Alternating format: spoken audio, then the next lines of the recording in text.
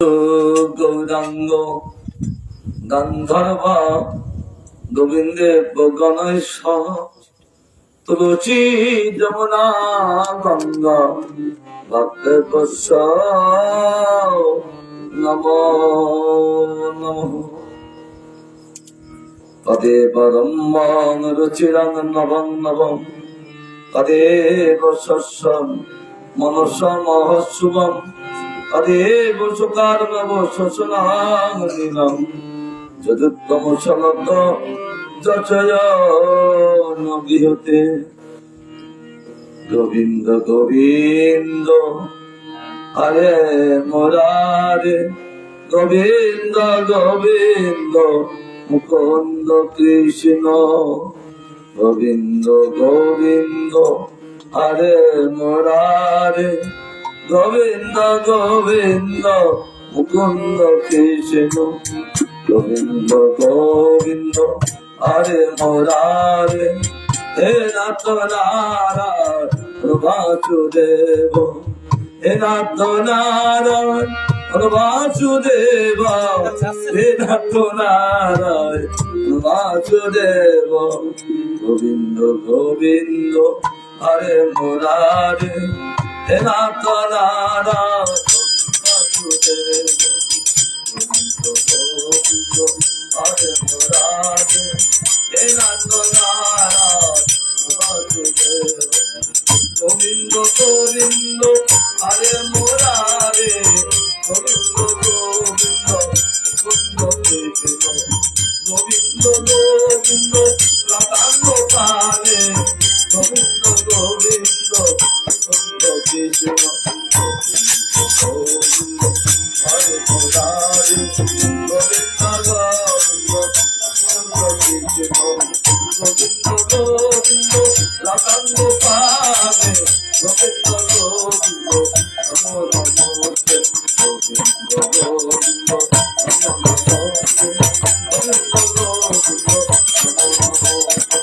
গোবিন্দ গোবিন্দ নমো নমস্তে গোবিন্দ গোবিন্দ নমো নমস্তে। জয় কৃষ্ণ চন্দ্র ভগবান কি জয়। গুরু বৈষ্ণব ভগবান দিনের স্মরণ হয় বিঘ্ন বিনাশ অনাশ হয় নিজ বাঞ্ছিত পূরণ। আমাদের বাঞ্ছিত পূরণ কি হবে? যতদিন পর্যন্ত বিঘ্ন না কাটবে জীবের ততদিন পর্যন্ত জীবের বাঞ্ছিত পূরণ হতে পারেন না। কারা জীবের এই বাঞ্ছিত ধন লাভ করাতে পারেন? কে? আমাদের যত বিঘ্ন আমাদের ঠিক কে কাটাতে পারেন? আমরা ওই বিঘ্ন কাটার জন্য কত জায়গায় ছুটি, কিন্তু কোন জায়গায় ছুটে বিঘ্ন কাটছেন না। কারণ একমাত্র গোবিন্দ ছাড়া জীবের বিঘ্ন কেউ নাশ করতে পারেন না। তাই ভগবান তিনি মাধুর্যময় করে তিনি এই কলিযুগে এসে তিনি প্রথমেই জীবের বিঘ্নকে নাশ করেছেন। আর জীবের যে বাঞ্ছিত বস্তু ছিলেন কৃষ্ণ প্রেম, আমার বহু সুন্দর, তিনি সেটা দান করেছেন। আমরা আস্বাদন করব কি? সনাতনের অংশভূত সেবক জীব সনাতন। কারণ ভগবান তিনি সনাতন, তার অংশভূত জীব সেও সনাতন, আর সেবকগণ আর সনাতন, আর তার ধর্ম সনাতন। কারণ সনাতন কাকে বলেন? ত্রিকাল একই রকম অবস্থান করেন বলে তাকে বলে সনাতন। কোথায় প্রমাণিত? তাই পঞ্চদশ পরিচ্ছেদে অধ্যায়ে তিনি প্রমাণিত করেছেন, মমৈবাংশ জীবলোকে জীবপুত সনাতন মনুষ্যস্তরানি ইন্দ্রাণি প্রতিষ্ঠানি কর্ষতে। হে অর্জুন, মম এব আমার অংশ জীব, তারা সনাতন। শ্রীকৃষ্ণ বলিলেন আমার এই অংশভূত জীব সনাতন, কারণ এই অংশ অন্য কারণ নয়, আমার এই অংশ। এই যে জীব সনাতন কি করে প্রমাণিত হবে? সনাতনের সেবাও সনাতন, সেই ভগবান সনাতনের যে সেবা করেন সেবাও সনাতন। ত্রিকাল ওই একই রকম অবস্থান করেন সেবা, তাদের তার সেবাও সনাতন। যেহেতু সেব্য সনাতন ধাম, এই জন্য তার সেবাও সনাতন। আবার তার সেবকও সনাতন, কারণ ভগবান যদি সনাতন হন আর তার ধাম যদি সনাতন হন, তাহলে তার সেবাও সনাতন। ওই একই রকম অবস্থান করেন। ধর্মান বক্সে সনাতনান বলিয়া সুতমশাই পর্যুত কৈতব ভাগবত ধর্ম বলেন। কারণ এই ভাগবত ধর্মই একমাত্র সনাতন, সেটা প্রমাণিত করছেন কে? সুত গোস্বাই পাদ নৈবিশরণ বলছে, এ শুনুন রসিকগণ, এই ভাগবত পর্যিত কৈতব প্রকোষ্ঠ রূপে কপটতা রহিত, এতে একটু কপটতা নাই। এই ভাগবত ধর্ম, যত ধর্ম আছে এই ভাগবত ধর্ম শ্রেষ্ঠ। এই ভাগবত ধর্ম কাকে বলে? শ্রী গোবিন্দের মুখোচ্চিত বাণী এই শ্রীমৎ ভাগবত, তার জন্য এই ধর্মই ভাগবত। এই জন্য গোবিন্দের মুখোচ্চিত বাণী, এই জন্য এই ভগবান মুখাচ্ছিত বাণী যে শ্রীমৎ ভাগবত যিনি পান করেন, যিনি পান করেন, আর তারা কি করে জানেন? বলছেন এই ভাগবত এমনই বস্তু, যারা পান করেন, তাই ভাগবত বলছেন সর্ব বেদান্ত সারাঙ্গে ভগবত বিশ্বতে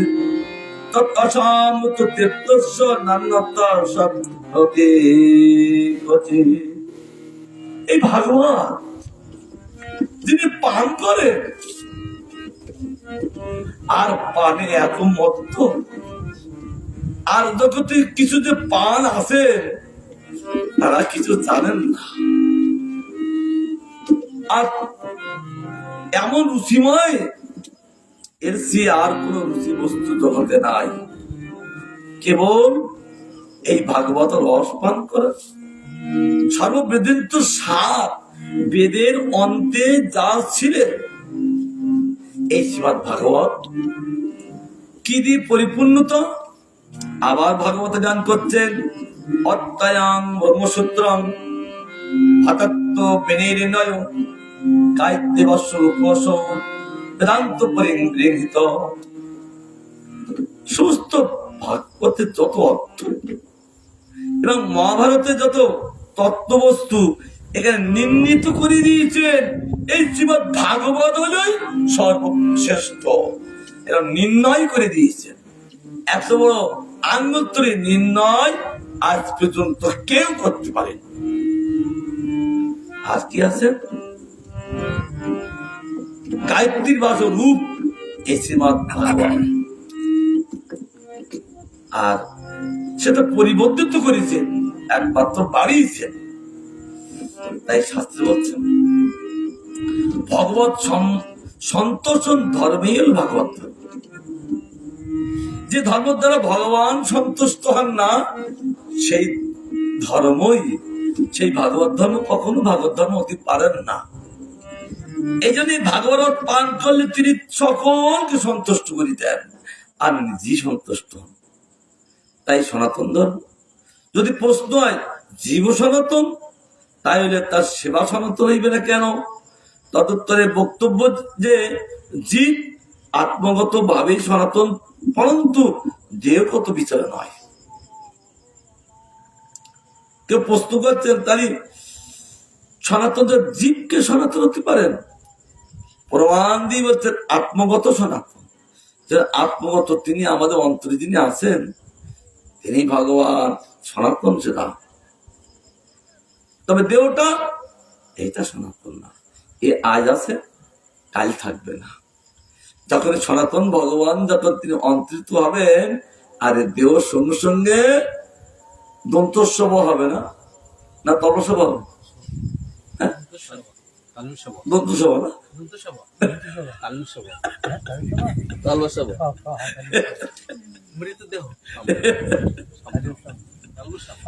ভগবান যখন আমাদের দেহের থেকে অন্তর্ধান করবেন, তখন তলস্বভ হবে। আমি মাঝে মাঝে ধরি, অনেক বুঝতে পারেন না, তখন সব মানে মৃতদেহ লাভ করেন। কারণ এই দেহটা এলো আত্মগত না, আর দেহের মধ্যে যিনি আছেন তিনি আত্মগত, এই যে তিনিও সনাতন। আর জন্য বলেছেন, কারণ দেহটা 5টি জিনিস দিয়ে তৈরি করা: খেতে, অপ, মরু, বম, তেজ। খেতে মানে মাটি, তাই তো, মাটি দিয়ে তৈরি করা, আবার জল দিয়ে তৈরি করা। যেমন আমরা বাঁকায় গিয়েছিলাম, তো ওই উত্তমপুর বাড়ি সব পাল মশাই, পাল পড়া দেখি করছে, মাটির থেকে মাটি নিয়ে মাটিটা কি সুন্দর করে জল দিচ্ছে। আবার শুধু জল দিলে হবে না, তেজও দিচ্ছেন, অগ্নি দিচ্ছেন, আর বায়ু দিচ্ছেন। কারণ শুধু নদী শুকান না, বায়ু শুকান। নদী তো শুকান, কিন্তু বায়ু প্রয়োজন। আর যেখানে যখন রৌদ্র থাকেন, বায়ু থাকেন, দুটো সংযোগ থাকেন। যেমন সমুদ্রের মধ্যে আমি বহু জায়গায় গেছি, সমুদ্র দেখেছি, কিন্তু পুরীর মতন এরকম মাধুর্য ঢেউ কোন জায়গায় নেই। একমাত্র পুরী হলো মাধুর্য ঢেউ। কেন? সেটা তো মহাতীর্থ। গঙ্গা সাগর বলেছেন মহাতীর্থ, কিন্তু তার চেয়ে আমার মহাতীর্থ করেছেন হরিদাসের দেহ যখন এখানে চান করালেন। আর মহাপ্রভু বলছেন এটা তো তীর্থ ছিল, আজ এই তীর্থ না হলো মহাতীর্থ। মানে এই তীর্থের মতন আর মহান জগতে কোনো তীর্থ নাই। তীর্থ করা গর্ভসূত্রে বলছে তীর্থ আছেন 350 কোটি তীর্থ। পড়িত অবাক যে শাস্ত্র বলছে পৃথিবীর মধ্যে, শুধু ভারতবর্ষে নয়, পৃথিবীর মধ্যে 350 কোটি তীর্থ আছে। গর্ভসংহিতে বলছেন, বৌলস রাজা জিজ্ঞাসা করছেন, আর গড়গাথায় তিনি বলছেন এটা পড়লে শুধু রসময় হয়, আনন্দ হয়। কেন? ভগবান আনন্দ, তার কথা আনন্দ, তার ধাম আনন্দ, তার নাম আনন্দ, আর তার এই গ্রন্থরূপী অবস্থান করছেন সেটা আনন্দ। তো আনন্দময় বস্তু, তিনি কেবল তিনি আনন্দ, তিনি লব্ধানন্দী। ভগবানের তো লব্ধানন্দী, তাকে লাভ করলে জীব চিরদিনের জন্য সুখী হন, তাকে লাভ না করলে জীব কোনদিন সুখী হতে পারেন না। তাই বলছেন আত্মগত হলো সনাতন, তবে দেহগত না। দেহ তো নশ্বর বস্তু, এই জগতের বস্তু দিয়ে তৈরি করা। এই জন্য এই 5টা বস্তু দিয়ে তৈরি করেন। এই জন্য এই দেহটা তখন নষ্টই যান, জলের অংশ জলের কাছে যান, মাটির অংশ মাটির কাছে যান, তেজের অংশ তেজের কাছে যায়, বায়ুর অংশে বায়ুর কাছে যায়, আকাশের অংশ আকাশের সঙ্গে সব মিশে যায়। একই বিধান ভগবানের। আবার কিভাবে তিনি তৈরি করলেন দেহটা, অদ্ভুত। সাধারণ জীব যে বস্তু করতে পারেন না, আর আমার ভগবান অদ্ভুত। আবার তিনি আত্মগত, তিনি সনাতন ভগবান। আবার কি করছেন তিনি, বিভিন্ন অংশ মমই বংশ জীবন চলে, আর বিভিন্ন অংশ এক হয়ে বিভিন্ন অংশ রূপে ওই জীবের মধ্যে অবস্থান করছে। এ কি অদ্ভুত! কারণ তিনি বিচিত্র বক্তা, বিচিত্র কর্তা, আর তার বিচিত্র লীলা মানুষকে শুধু বিদ্যুতের মতন চমকে দেয়। তার এত সুন্দর মাধুর্য যে প্রকাশিত কেবল বিদ্যুতের মতন চমকে দেয়। বিদ্যুৎ যেমন আকাশে হলে মানুষকে চমকি দেয় না, আর জীব জাতিকে চমৎকার করে দিচ্ছে, চমকি দিচ্ছেন ভগবান। এই জন্য দেখুন, আমরা এখানে কত লোক বসে আছি, দেখুন কেউ কারোর সঙ্গে মিল নাই, মুখের সঙ্গে। একই ভগবানের সৃষ্টি। কেউ কারোর গুণের সঙ্গে মিল নাই, আর কারোর মুখের সঙ্গে মিল নাই। আচ্ছা, ভগবান একই রকম তো করতে পারতেন, বলেন না। কারণ ভগবানের এই মায়ের বিভূতি, এই অনন্ত কোটি ব্রহ্মাণ্ড প্রকাশিত করে তিনি মায়ের বিভূতি প্রকাশ করলেন। মায়ের বিভূতি বলতে বিভূতি মানে রূপে রূপী এই জগতে তিনি অবস্থান করেন। আর ওই জগতে আছে তিনটি বিভূতি। কি তিনটি বিভূতির নাম কি? ভগবান চতুর্থ বিভূতি এই জগতে আছেন মাইক বিভূতি। তাতে অনন্ত কোটি ব্রহ্মাণ্ড সৃষ্টি, অনন্ত কোটি জীব সৃষ্টি করে ভগবান লীলা করে চলেছেন। আর এর চেয়ে অধিক অধিক বিভূতি সে ধাম, চিদ্ধাম। চিদ্ধামে সমস্ত জীব কথা বলে। এই জড়জগতের কোন বস্তু কথা বলেন না, জড় বস্তু কথা বলেন না, কিন্তু সেখানে কেউ জড় না, সব চেতন আছে, তারা কথা বলেন। এই জন্য কথা বলেন বলে ভগবান এই কথাগুলো সৃষ্টি করলেন। কি অনন্ত কোটি জীব, আবার অনন্ত কোটি ভাষা সৃষ্টি করলেন। একই ভগবান, তাহলে তিনি একই ভাষা না করে আলাদা ভাষা করলেন কেন? প্রয়োজন আছে। আবার তিনি ভাষা সৃষ্টিকর্তা। কে?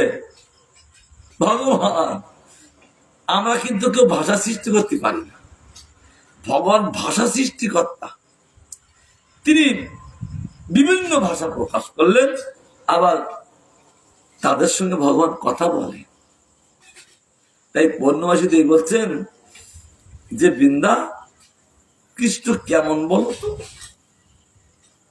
তিনি পক্ষীর সঙ্গে কথা বলছেন, পশুর সঙ্গে কথা বলছেন, বানরের সঙ্গে কথা বলছেন, ময়ূরের সঙ্গে কথা বলছেন। যার ভাষায় যদি কথা বলা, ধরো উড়িয়া ভাষায় যদি কথা বলা যায়, আর উড়িয়া লোক তো খুব আনন্দ হয়। হিন্দি বলার সঙ্গে হিন্দি কথা বলা হয়, আর তাদের আনন্দ হয়। ভগবান ওই ময়ূরদের সঙ্গে কথা বলছেন, আর ময়ূরগুলো ভগবানকে দেখে কি আনন্দিত, আজ ভগবান আমার ভাষায় কথা বলছেন। তাই পূর্ণমাসী বৃন্দাকে বলছেন, বৃন্দা কি ব্যাপার বলতো, তিনি এত ভাষা শিখলেও কি করে? পূর্ণমাসী বলছেন বৃন্দা দেবীকে, এত ভাষা শিখলো কি করে? হ্যাঁ, কি করে শিখলেন তিনি? বলে তার শিখতে লাগে না, তিনি অটোমেটিক তিনি ভাষা সৃষ্টি করেন। এই জন্য তিনি সব ভাষায় কথা বলতে পারেন। বলছেন এই ভাগবত ধর্ম হলো ভগবান সন্তোষণ ধর্ম। এই ভাগবত শাস্ত্র আস্বাদন করলে, সেবা করলে ভগবান সন্তুষ্ট। এই জন্যই এই ভাগবত ধর্ম পালন করতে হবে। আর ধর্মই ভাগবত ধর্ম। তাই বলছেন, প্রশ্ন করলেন তখন, তারা বলছেন অতএব দেহারামীদের সেবা ধর্ম সনাতন নহে, দেহ আরাম করে, দেহের প্রতি তারা সবসময় তৎপরতা, তাদের এই সনাতন ধর্ম না। যারা গুরু পদপদ্ম আশ্রয় করে তারা সেবা করছে, তাকে বলে আত্মগত ধর্ম। তাছাড়া মাইক জগতের ধর্ম সনাতন না। ক্লিয়ার করে বলছেন। আবার বলছেন, যদি প্রশ্ন হয় কৃষ্ণ বলিয়াছেন যারা শ্রদ্ধাপূর্বক অন্য দেবতার উপাসনা করে তারাও অবিধি পূর্বক আমারে আরাধনা করে। কৃষ্ণ, অনেকে বলছেন যেটা কৃষ্ণ বলেছেন, তারা অন্য দেবতার আরাধনা করেন, তাহলে ভগবতের নিজি মুখে বলেছেন আমারই আরাধনা হয়, তাহলে আমরা করছি, তাহলে দোষটা কিসের? হ্যাঁ, ভগবান বলেছেন কোথায়? রাজবিদ্যা রাজগুজ্জ যোগে কত অধ্যায়? হ্যাঁ, নবম অধ্যায়। ভগবান বলছেন অর্জুন, এই রাজবিদ্যা রাজগুজ্জ যোগ এত গোপনীয়, আজ পর্যন্ত কাউকে আমি বলি নাই। তুমি আমার এত অন্তরঙ্গ, এত প্রিয়, তাই আমার এই অন্তরের কথা তোমাকে বলছি, ভালো করে শোনো। আমি আজ পর্যন্ত কাউকে বলি নাই, একমাত্র তোমাকে বলছি। বুঝতে পারছো না? ক্লিয়ার করে বলছি। তা বলে আমি বলিস, তবে এই যে সাধারণ জীব অন্য অন্য দেবতাকে পূজা করেন, সেটা আমারই পূজা, কারণ দেবতাগণ আমার অঙ্গ। এই জন্য আমারই আলোচনা করেন। তবে একটা জিনিস অর্জুন, সেটা বিধি না। বিধি হলেন কি? আমার পূজা করা। আমার পূজা করলে এই বিশ্ব ব্রহ্মাণ্ডে ভগবানের যত জীব আছেন সব, কিংবা দেবতাদের কেন, সর্বজীবের সেবা করা হয়ে যায়। কারণ এই সর্বজীবকে এ আমারই অংশ। অংশের পূজা না করে অংশের পূজা যদি করা হয়, তাহলে অংশের আর পূজা করতে হয় না। তবে মানুষটাকে বোঝানো যাচ্ছেন না। মানুষ যেটা বুঝিয়ে আছেন তো, সেইটা ছাড়া আর অন্যটা বোঝেন না। এটা আমাকে জ্ঞান দেবেন না, একজন বলেছিলেন ওই ভাষায়। কারণ মানুষ যেটা বুঝিয়ে আছেন তো, সেটা তার বোঝে বুঝতে চান না। কারণ তার মাথায় যে বোঝাটা নামিয়ে দেওয়ার বোঝাতে হবে, কিন্তু তার মাথার থেকে বোঝাটা আমাদের কোনো মতে নামানো যাচ্ছেন না। তার সাধুর কাজ হলো তার মাথার এই বোঝাটা নামাইতে হবে। যতক্ষণ পর্যন্ত তার বোঝায় না নামাবে, ততদিন তিনি অপরের এইসব বস্তু ধরতে পারবে না। তাই বলছে এটা অবিধি, আমারই পূজা করতে হয়। কারণ আমরা কি পৃথক পৃথক কি অঙ্গের পূজা করি নাকি? আমরা কি পৃথক পৃথক অঙ্গের খাওয়া দেয় না মুখী খাওয়া দেয়? মুখী দেয়। এক রাজার এক পণ্ডিত ছিলেন, তা পণ্ডিত মশাই বলেন, দেখো রাজা মশাই, এত দেবদেবীর পূজা করার দরকার নয়, তবে কৃষ্ণ পূজা করলে তারা সকলের পূজা হয়ে যান। কারণ আপনি এক দেবতার পূজা করবেন আর এক দেবতা পূজা করবেন না, সে আমার কাছে রেগে যাবে আর ক্ষতি করার চেষ্টা করবে।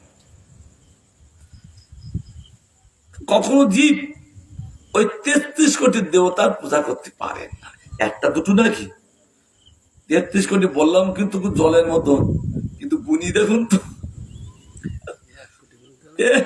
1 কোটি দেখছে, 1 লক্ষ গুনি দেখো, আর 33 কোটি। মানে এত দেবী দেবতাদের কি পূজা করা যায় নাকি? কিন্তু ওই একজনকে পূজা করলে আর একজন ক্ষতি করবে। তার জন্য হয় না, আপনি কৃষ্ণের পূজা করুন, তখন সেই তারা আর কাউকে ক্ষতি করবে না।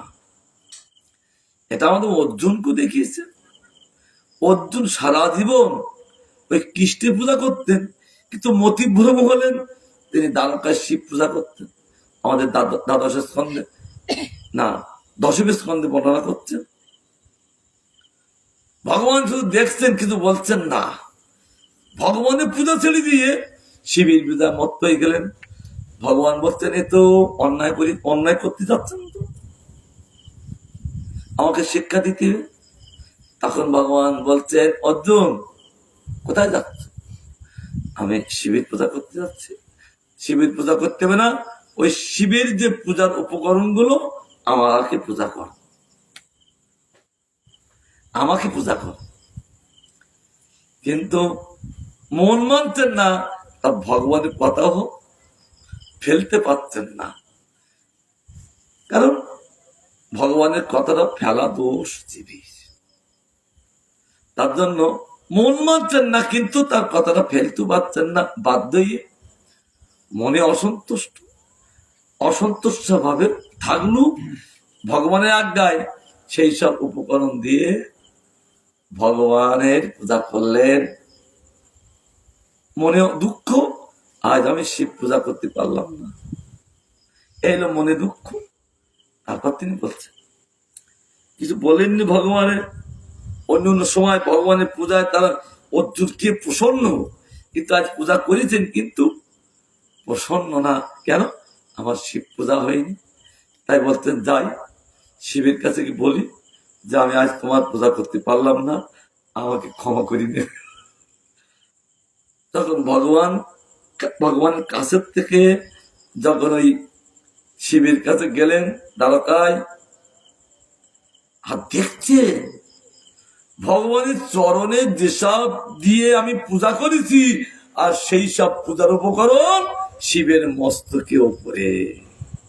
তখনই অর্জুনের টনক নড়ি গেল, হায় হায়, ভগবান ঠিক বলেছে তো, আমার পূজা করলে ওই শিবেরও পূজা হয়ে যায়। তখন ভগবানের পদপদ্মে এসে বলতেন, ভগবান আমাকে ক্ষমা করে দেবে, আমার এরকম মতিভ্রম হয়নি, কিন্তু আজ আমার এরকম হল কেন, আপনি আমার ক্ষমা করে নেবেন। তখন ভগবান হাসতে লাগলেন। তাই পণ্ডিত মশাই ওই রাজাকে বলছেন, রাজা মশাই দেখো, আমি গোবিন্দকে পূজা করছি, আপনি করুন, কিন্তু কোনো মতে তাকে বোঝানো যাচ্ছেন না। রাজাকে যদি পণ্ডিত যদি রাজাকে না বোঝাতে পারেন, তাহলে আমরা জগৎকে কি করে বুঝাবো? কারণ যে যেটা বুঝিয়েছেন না, ওরে সর্বনাশ, তাকে বোঝানো বড় কঠিন। তাই বলছেন না, আমি রাধাকে বুঝিয়ে দেবই। তার জন্য তিনি বাড়িতে গেলেন। বাড়িতে যেয়ে তিনি বিশ্রাম করে সকালবেলা উঠে চান দান করে তিনি রান্না বসিয়ে দিলেন, আর সবজি করলেন, আর অন্ন আর ওই সবজি একসঙ্গে মিক্স করে এরকম ভাবে পিণ্ড করলেন, আর নিজে শুয়ে পড়লেন।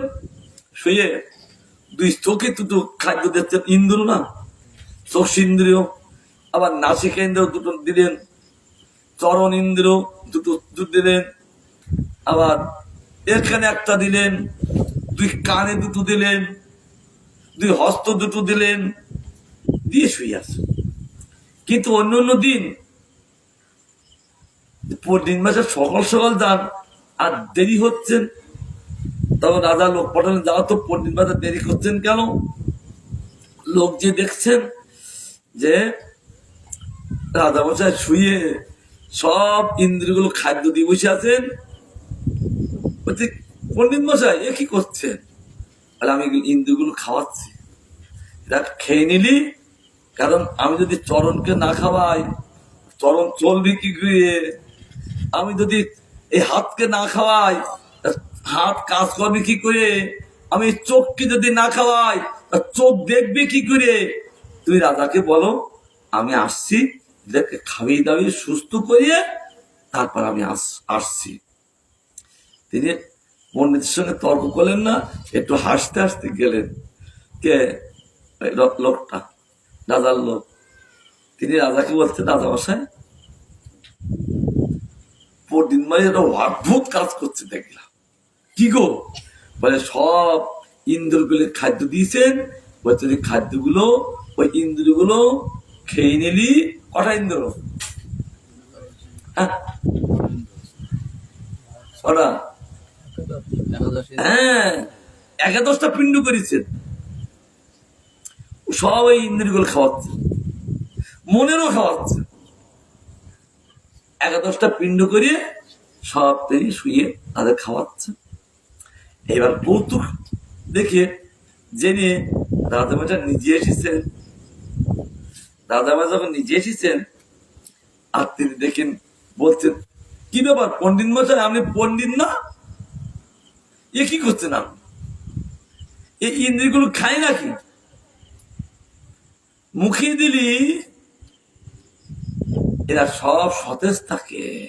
বলে পণ্ডিত মশাই, রাজা মশাই এইটুকু যখন আমি বুঝতে পেরেছি, তাহলে গোবিন্দের পূজা করলে সকলের পূজা হয়ে যাক। আর তখন রাজা মশাই ভুল ধারণা ভেঙে গেল, আর তিনি সবার পূজা বন্ধ করে দিয়ে একমাত্র গোবিন্দের পূজা করতে লাগলেন। জয় শ্রীকৃষ্ণচন্দ্র ভগবান কি। এই জন্য বলছেন অর্জুন, সেটা অবিধি। বিধি হলো আমার পূজা, কারণ দেবতারা তো আমার অঙ্গ, অঙ্গের কিন্তু কেউ পূজা করে না। করে যিনি গোড়ায় জল দেয়, নাগায় জল দেয়, গাছের আগায় দেয় না কি? তো গোড়ায় দেয় না আগায় দেয়? আগায় আগায়। গোড়ায় জল দেয়, গোড়ায় জল দিলি শাখা প্রশাখা উপশাখা ডাল পালা যত তার কাণ্ড যা আছে সব নিজ নিজ ভাবে সতেজ থাকে। তাই বলছেন অর্জুন সেটা অবিধি পূর্ব আমারই আলোচনা। এই কথায় দেবতাদের উপাসনা সনাতন ধর্ম গণ্য নয়, সেটা দেবতাদের কি প্রমাণ দিয়ে বলছে শাস্ত্রে। যারা দেবতাদের পূজা উপাসনা করে সেই সেটা সনাতন ধর্ম না, আর তার মধ্যে গণনাও না। কিন্তু তত্ত্ব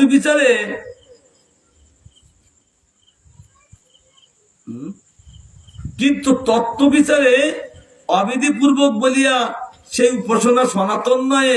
যেহেতু গীতায় শ্রীকৃষ্ণ বলিয়াছেন দেব জাতিগণ দেবলোকে যায়, পিতৃসেবকগণ পিতৃলোকে যায়, এবং ভূত জাতিগণ ভূতলোকে প্রাপ্ত হয়, পরন্তু আমার ভক্তগণ আমার এই সনাতন ধাম প্রাপ্ত হয়।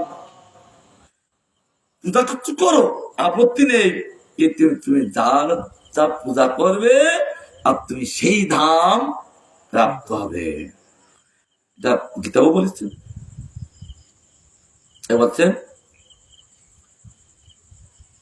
আর কি বলছেন, দেবজাতিদের পতন ও পুনরাগমন আছে। যারা দেবতাদের পূজা করেন তাদের কিন্তু পতন হয়। কেন? ক্ষীণে পুণ্যে মত্তলোকান বিশ্বরূপী। কারণ তারা যে অর্থ নিয়ে যায়, স্বর্গে একটা অর্থ নিয়ে যায়, সে অর্থটার নাম কি? পুণ্যরূপ অর্থ। ওই অর্থ নিয়ে স্বর্গে যেতে হয়। আবার অর্থ ব্যয় হয়ে গেলে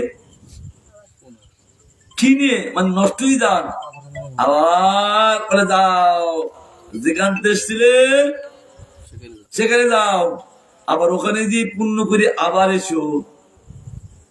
তাহলে তার গতানুগতি চলতে থাকে। তাই বলতেন না, এটা না, ওইটা হবে না। তবে কি হয়, তখন বলছেন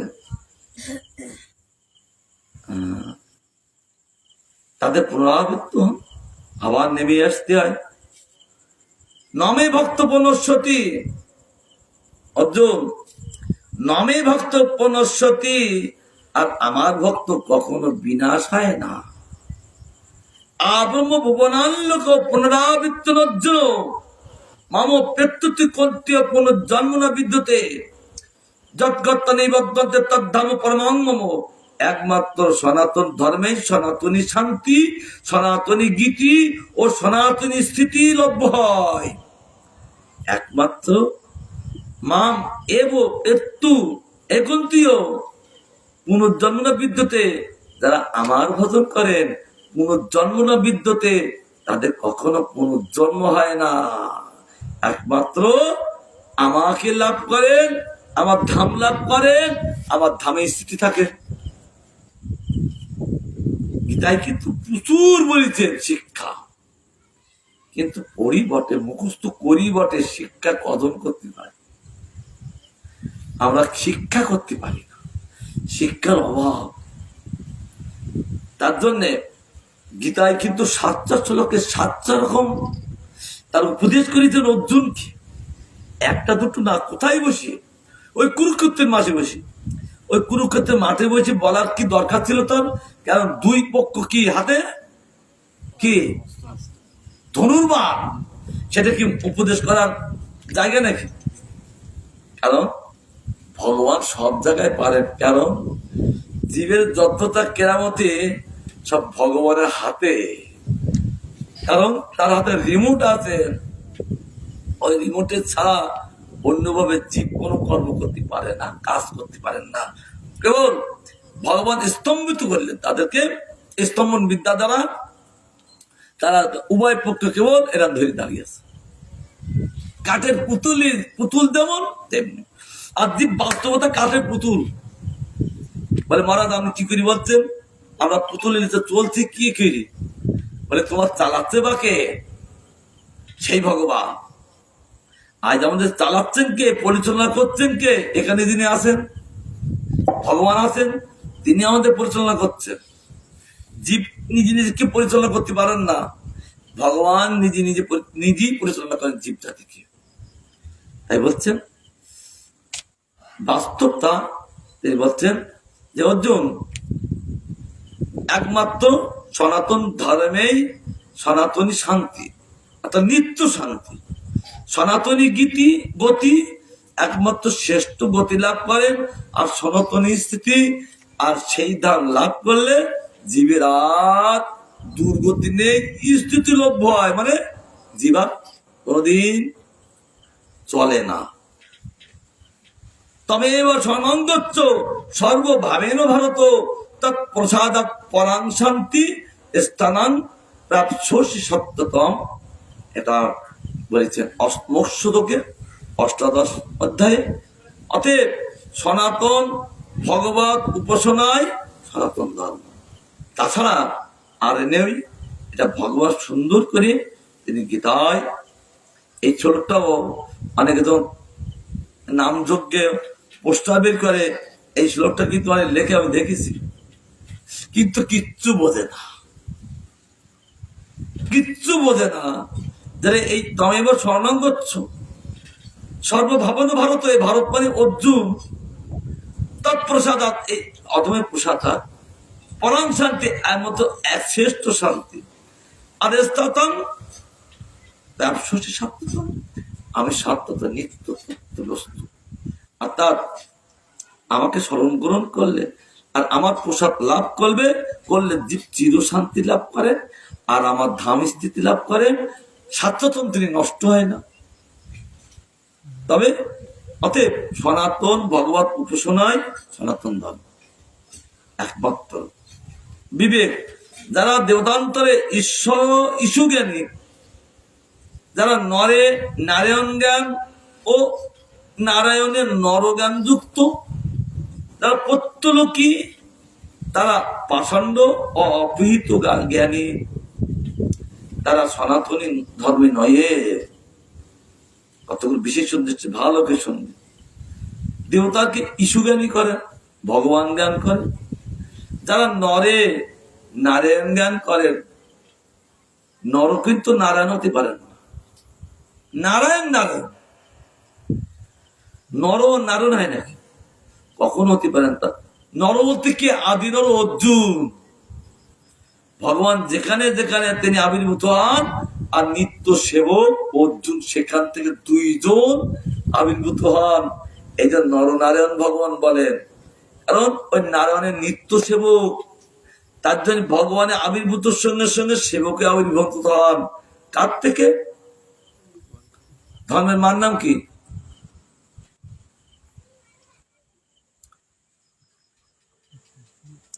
এই নরনারের মার নাম কি? বাবার নাম কি? এ ভগবান রে, মার নাম জানে না, বাবার নাম জানে না, কিন্তু দীক্ষা নিয়ে ভজন করতে পেরেছে। কি ভজন হচ্ছে বুঝতে পারছেন? সবই তো প্লাস হচ্ছে না, কি হচ্ছে?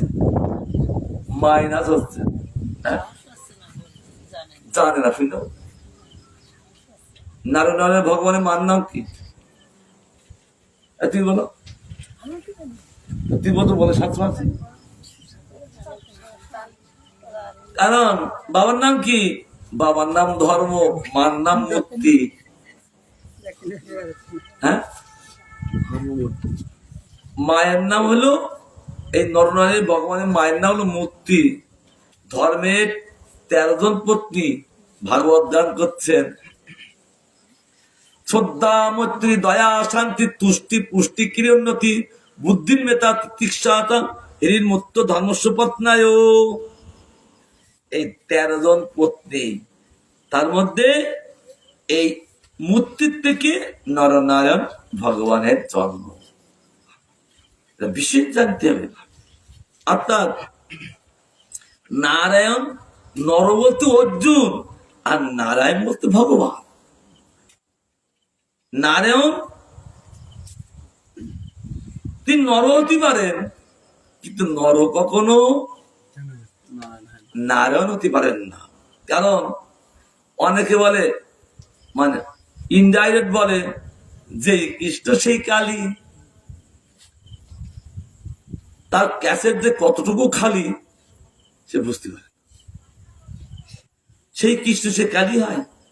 কৃষ্ণ কালী হতে পারেন, কিন্তু কালী কখনো কি কি হয়? কৃষ্ণ হতে পারেন? বাহ, ভালো জ্ঞান আছে। কৃষ্ণ হতে পারেন না, কারণ অনন্ত রূপ তিনি ধারণ করতে পারেন, জীব অনন্ত রূপ ধারণ করতে পারেন না। পারে? ভগবান তো এই রূপ, ব্রহ্মাণ্ড তার রূপ, কিন্তু জীব তার রূপ ধারণ করতে পারেন না।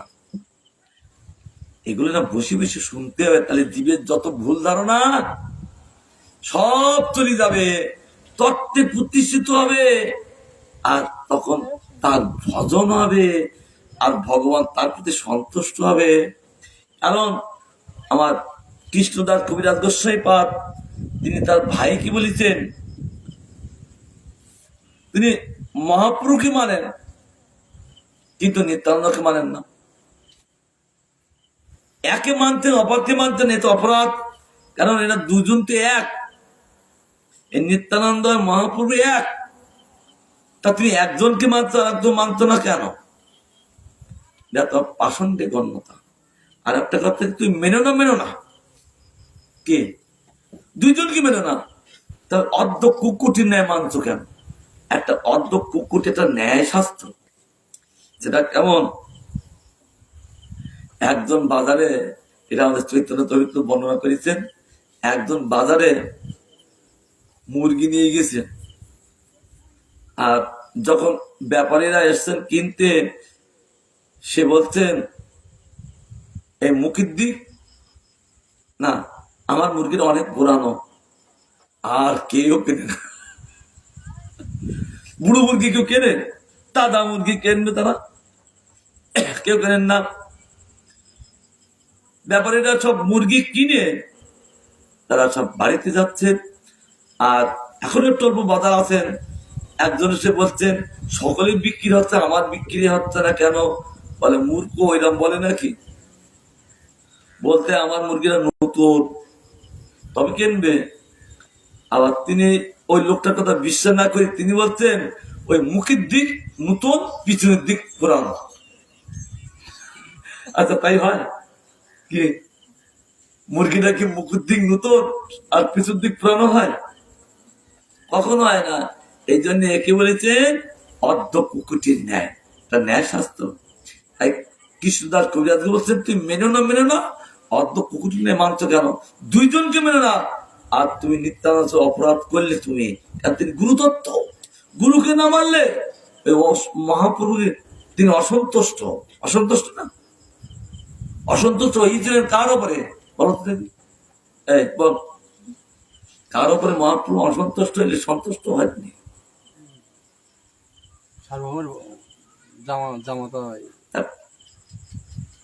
রঘুনাথের উপরে। কারণ আমি সন্ন্যাস নিয়ে ওই অদ্বৈত ধামে এসেছি শান্তিপুরে, আর তুমি ঘর থেকে বেরিয়ে আমার কাছে এসছো। তুমি নিত্যানন্দকে মানছো না কেন? নিত্যানন্দ হইয়া আসো, নিত্যানন্দ হইয়া আসো। আমি এলাম নিত্যানন্দের ধর। তুমি আমার কাছে আসলেও আমি দিতে পারি না নিত্যানন্দের আজ্ঞা ছাড়া, কারণ আমি আমার ধন আমি জানি। কিন্তু নিত্যানন্দ আমার ধনটাকে একদম বশীভূত করে রেখেছে, আমাকে বশীভূত করেছে সেবার দ্বারা। সৎ স্ত্রী যেমন তার স্বামীকে সেবার দ্বারা তাকে বশীভূত করে রাখেন, আর ভগবান বলছেন ভক্ত তদ্রূপ আমার সৎ সেবার দ্বারা আমাকে বশীভূত করি নেয়।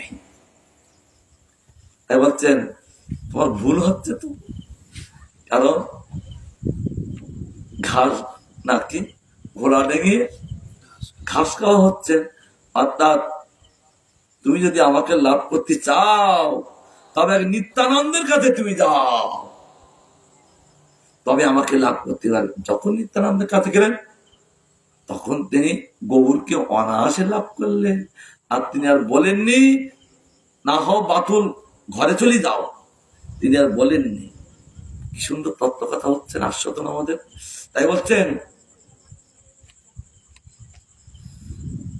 নারায়ণের নরম জ্ঞান যুক্ত, আবার নারায়ণের নরম এগুলো পাষণ্ডিক জ্ঞান যুক্ত। যারা পত্তলিক তারা পাষণ্ড ও অপৃত জ্ঞানী, তারা এটা পত্তলিক।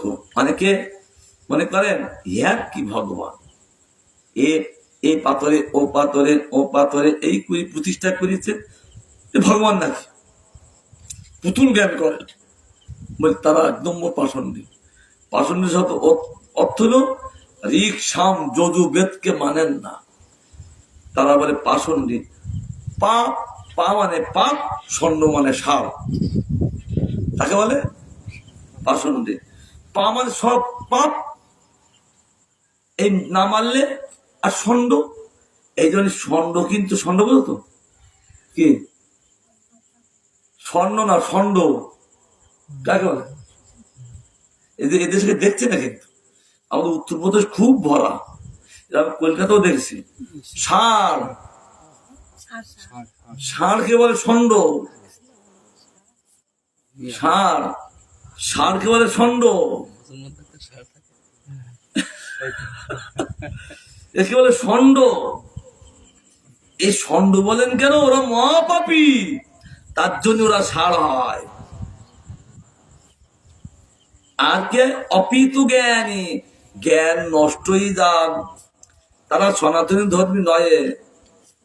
কোথায় প্রমাণিত আছেন? ভগবান সপ্তম অধ্যায়ে জ্ঞান বিজ্ঞান যোগে বলেছেন কামস্ত চিত্তগণা প্রবদ্ধন্ত দেবতা তন্ত্র নিয়মাস্তা প্রকৃত নিতে আশায়া। হ্যাঁ, গীতায় জ্ঞান বিজ্ঞান যোগে বলেছেন সপ্তম অধ্যায়। কারণ মানুষের জ্ঞানটা কখন নষ্ট? কামের দ্বারা। তার জন্য তাদের অপিত জ্ঞান, তাদের জ্ঞান নষ্টই যান। এই জন্য বলছেন, আর জ্ঞান নষ্ট হয়ে গেলে অন্য দেবতার তারা পূজা করে। যাদের জ্ঞানটা অটুট, নষ্ট হয়নি, তারা কিন্তু একমাত্র কৃষ্ণ ছাড়া কাউকে পূজা করেন না। আর যাদের কামের দ্বারা অন্য দেবতাকে নষ্টই যান, তারা অন্য দেব দেবতাকে পূজা করে। বাহ! অর্থাৎ কামা কামাদি দ্বারা কামাদি দ্বারা যাদের তত্ত্বজ্ঞান চুরি হইয়াছেন, তারাই অন্য দেবতাদের প্রপত্তি করেন, তাতে তারা জন্মান্তরে পতিত হয় এবং অন্য দেবতায় ঈশ্বজ্ঞান হেতু পাষণ্ডগণ কুকুরাদি জনিতে বহু দুঃখ ভোগ করে। কি ভাষা দিচ্ছেন দেখলেন? মনে হচ্ছে সারা রাত যদি পড়ি তো কষ্ট নাই, তার সঙ্গে তো এত সুন্দর কথা বলছেন। আনন্দের বিষয় যে যারা অন্য দেবতাকে ইস্যুজ্ঞান করেন, ভগবান বলেন, সেই পাষণ্ডগণ কুকুর আদি জন্ম হয় এবং বহুজনিতে ভোগ করতে থাকেন। কুকুর কিন্তু বহুজনই ভোগ করে, দেখছেন কেন? তখন জ্ঞান নেই, তত্ত্বজ্ঞান নেই, ও কুকুরি পেলেই তাকে ভোগ করতে থাকে। তারা এই পাষণ্ডিকার কুকুর জন্ম করে তারা বহু দুঃখ ভোগ করেন, জনিতে ভোগ করেন। মত্তপতিতে পরমেশ্বর বুদ্ধিও পাষণ্ড বা বিশেষ। যারা মরি যায় তাদের পরমেশ্বর বলাই বুদ্ধি জ্ঞান করা, জীব দেহটা মরি যায় না, দেহ তো সনাতন নয়। একটুকে বললাম যিনি আমাদের অন্তরে আছেন তিনি সনাতন। তা এই দেহকে যারা মনে করেন পরমেশ্বর বুদ্ধি, তারাও পাষণ্ডবাদ বিশেষ। ইহা আরোপবাদময়, আরোপ করেছেন, বলেছেন কেবল, তাহলে আরোপবাদময়। সেখানে সতীর পতিব্রতা ধর্মে স্বর্গ মাত্রই লভ্য, তাছাড়া ওপরে লাভ কিছু করতে পারেন না। সনাতন ধর্ম প্রাপ্ত না, প্রাপ্য নয়, লাভ করতে পারেন না। কেউ বলেন ইয়া সনাতন ধর্মের, তা সনাতনের শাখা হইতে পারে না, যা অনিত্য, তাই দুঃখ শোক ভয়প্রদ, অতএব অসনাতন বাচ্য। অনিত্যতে নিত্য আর নিত্যতে অনিত্য জ্ঞান, এটা পঞ্চক্লেশ। আমাদের ভক্তি ঠাকুর গান করেছেন কি, গুরুদেব বড় কি পা করি গৌরবন মাঝে গোত্র মেদি আসস্থান। আর লাস্টে এক লাইনের আগে বলছেন বার্ধক্যে এখনো পঞ্চরোগে হত, কেমনে বুঝিব বলো, কাঁদিয়া কাঁদিয়া তোমার চরণে পড়িয়াছে শুবিও বলো। দেখুন দেখে আমি এখন বার্ধক্য, 5টা রোগ আমার। কি কি জীবের 5টা রোগ কি? এখানে ক্লাস করার কথা জানলাম, এতগুলো এখানে অনেকগুলো সাধু আছেন এই গাছায়, কিন্তু আমি মনে করি এরা শুধু পেট বাঁচায়, কিন্তু আত্মাকে বাঁচায় না কেউ। নাম হয়েছেন গাছা, কিন্তু পেটটাকে বাঁচা, এই করলে আগে আত্মাকে বাঁচাও, তবে এবার গাছা। নামটা তো সুন্দর, এগুলো প্রতিদিন ক্লাস করবা। অনেকে আমার কাছে বহু লোক কথা জিজ্ঞাসা করে ফোন করি করি, এসব ক্লাস করতে হয়। আর ক্লাস যত ক্লাস হবে তত আমাদের এখানটায় ফ্লাস মারবে। কেবল ক্যামেরা ফ্লাস করলি এদিক উল্টো পাল্টা ডিলিট হয়ে যায়, আর এখানে ফ্লাস মারলে কোনোদিনের জন্য ডিলিট হয় না। তাহলে ফ্লাস যদি মারতে এখানে ফ্লাস মারো, ওই ক্যামেরা ফ্লাস মেরে একদিন উল্টো পাল্টা দিয়ে হাত লাগে না, ও সব ডিলিট হয় না, ডিলিট হয়ে যায়। তাহলে এখানে ফ্লাস করতে, ক্লাস করলে ফ্লাস মারবে। তার জন্য বলছেন এই যে বস্তু, সেখানে কি 5টা রোগ কি? অবিদ্যা, অস্মিতা, রাগ, দেশ, অভিনিবেশ। অবিদ্যা কাকে বলেন? অনিত্যতে নিত্য জ্ঞান, আর নিত্যতে অনিত্য জ্ঞান, এই বলে অবিদ্যা। অস্মিতা, যিশির মধ্যে খুব মাৎসরতা। রাগ, বিষয়ের প্রতি আসক্তি এত এগুলো জীবের 5টা রোগ, এরা দুঃখ দেয়। এখন আমি রোগ থেকে কি করে মুক্তি হব, তখন তিনি কাঁদতে থাকেন, আর গুরুদেব এসে রোগ থেকে মুক্তি করে তাকে সুস্থ করেন।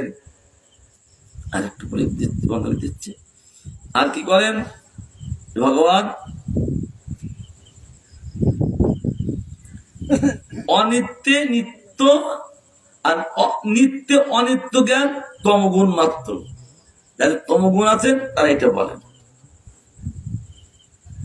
তমগুণী কার্য কি বলতো? বাসি খেতে খুব ভালোবাসে, পচাও ভালো লাগে তার কাছে, আর ওই খেয়ে কেউ নাক ডেকে ঘুমাতে থাকে। আর যারা বেশি ঘুমায় তাদের বুদ্ধি নষ্ট হয়ে যায়। যারা বেশি ঘুমায় তমগুণী নিদ্রা, আর রজগুণী ক্রোধ, আর সত্যগুণী জাগরণ। যাদের রজগুণ আছে কথায় কথায় ক্যাক করিয়ে ওঠে, কেন থাকে? রজগুণ যাদের আছে তারা সব সময় লিখে যান। কেন? যে বস্তু তিনি চাচ্ছেন সেই বস্তু পাচ্ছেন।